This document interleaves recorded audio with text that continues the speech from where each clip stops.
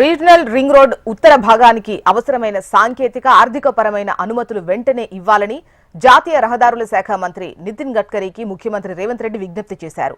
కేంద్ర మంత్రి గడ్కరీతో ముఖ్యమంత్రి రేవంత్ రెడ్డి సమావేశమయ్యారు. 2017లోనే RRR ఉత్తర భాగాన్ని జాతీయ రహదారిగా ప్రకటించారని సీఎం గుర్తు చేశారు.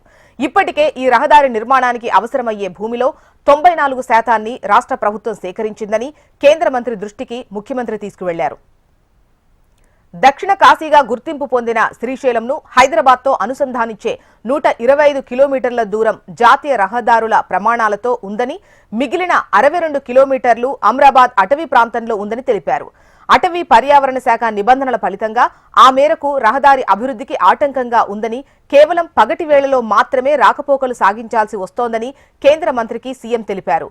అమ్రాబాద్ అటవీ ప్రాంతంలో 4 వరుసల ఎలివేటెడ్ కారిడార్ నిర్మించాలని, ఇందుకు 24-25 బడ్జెట్లో నిధులు మంజూరు చేయాలని కేంద్ర మంత్రి గడ్కరీకి ముఖ్యమంత్రి విజ్ఞప్తి చేశారు.